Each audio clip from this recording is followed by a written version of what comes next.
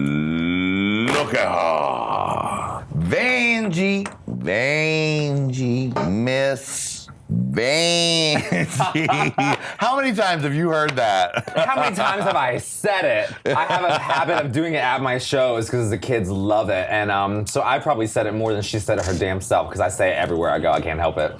Now, you revealed on the show, the main show earlier, that if you had to kai with anyone, it would be Vanjie. Does she have to say her name while we do it? Yeah, do you, maybe it's like you being like, Vanjie, Vanjie, Miss Vanjie. What's something about Vanjie that, because we pretty much know three things about Vanjie. Yep. We know Vanjie, and Miss Vanjie. What don't we know about Vanjie? I mean, if you're following her on social media, if you're watching her, the bitch is hilarious. Yeah. She's so funny and she's so entertaining. And again, it's just like intimidating to watch girls like that, like at shows because they're all so much funnier than I am. And it's like, I'm quirky and stupid sometimes, but those bitches are just naturally entertaining and they're naturally funny. Not that I'm not entertaining, but on a microphone, they're just so naturally funny. Right. And she's one of those people, she's absolutely hilarious. So if you've never been to a Vanjie show, what the fuck is wrong with you? But go, because she's so awesome. All right. Look at Yuhua Hamasaki. Yuhua Hamasaki. You know, she's really entertaining. And when I walk in the workroom, she's like, "That's a man, Maury." So Yuhua is really funny. But the one memory I have of Yuhua is her sleeping on the couch. Oh, really? I remember coming in during filming, and anytime Yuhua could, that bitch was taking a nap. So if the cameras weren't up, she was on the couch next to because my area to get dressed in the workroom was right next to the couch where they filmed the first of every episode. And she was over there sleeping if we weren't filming. She was like, "Get it, bitch. I wish I could sleep as much as that." All right, that's something we do not know. I like it. Yeah, she got her naps in. Look on. Dusty Ray. Now, that's a great picture of Dusty Ray. Mm-hmm. So you guys had a little lunch. We did. Yeah. Post show. Yeah, we did. Now, what was the twist? What was going on with you guys during the show? You know, nothing's going on with any of the girls during the show. You know, I was so much more outgoing when the cameras were off. So the van to the hotel, or whatever was going on, I was engaging with them. I may have not been the loudest one in the room, as usual. But who can be? Who can be with all those bitches? With Eureka, the Vixen, and all the rest. Oh, and Monique. No, so I talked to Dusty on set. I didn't really get to talk to her a lot outside the show, which clearly we got wind of, that I wasn't talkative outside the show. Right. But we were fine on set. We totally had conversations about, the struggles that we had. We both had some very upsetting moments on the show. Even in the beginning, before she left, we had some struggles that we all talked through together. Yeah. Yeah, what was that lunch like?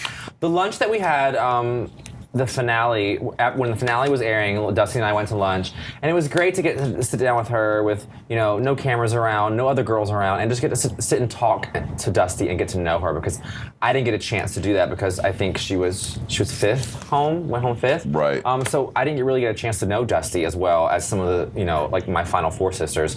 So it was fun to sit down with Dusty and just get to talk to her as a person.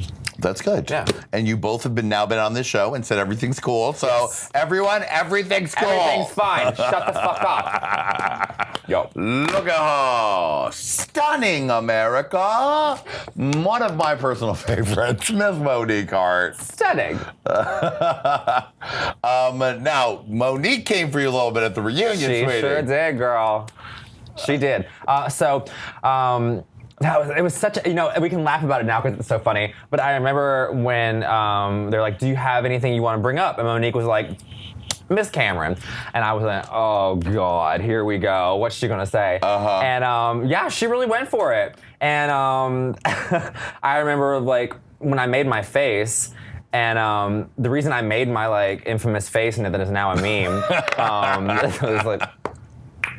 it was because it was Monique, Dusty, and Monet, and then Calorie had something to say too. So it was all four girls were kind of having something to say about me, and I was like, I just rolled my eyes because I was like, it felt like in that moment, I was like, God, why is everybody coming for me right now? Because I didn't expect it to happen. Right. And then I made my face, and then RuPaul goes, did you make a face? Did you make a face? And I was like, oh, no, what face? I don't know what you're talking about. Because I like acted like I didn't just make the face, like the camera just caught. Like I didn't know there was 8 cameras in the room that just caught me make the face.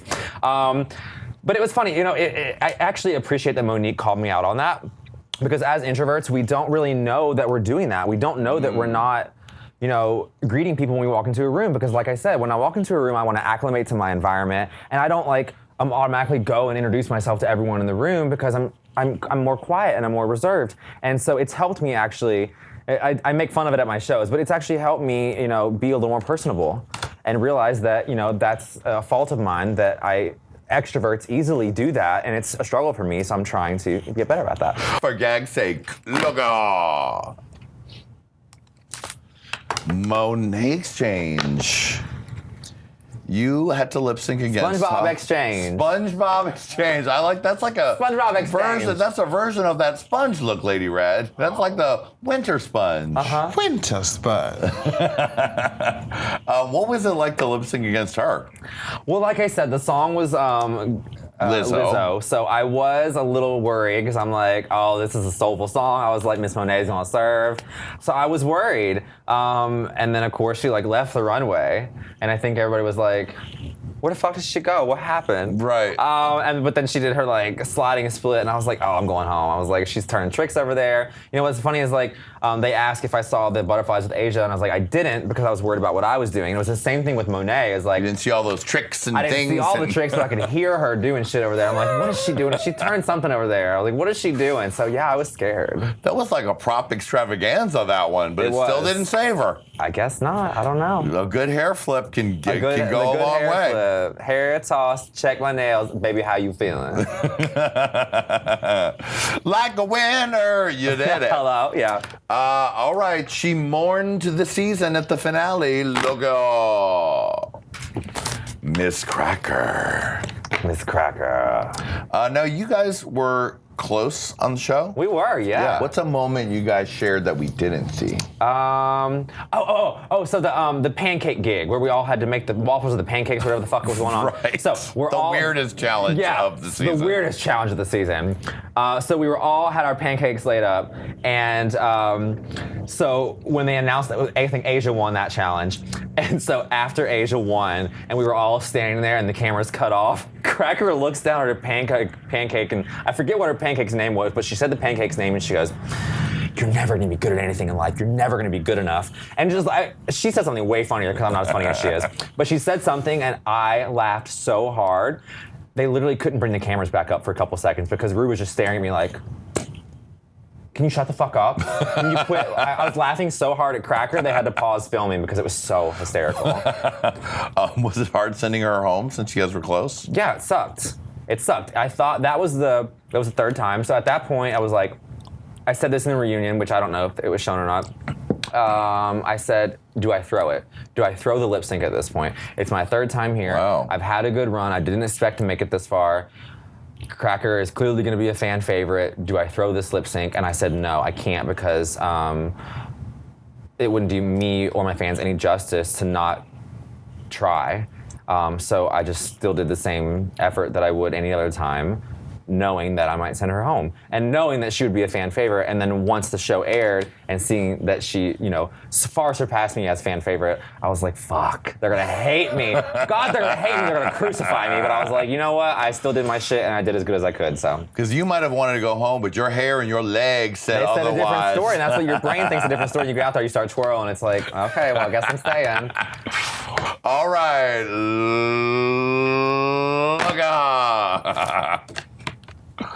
your girl, your smoking buddy, your Tennessee sister, your double safe sis. Yes, I love her so much.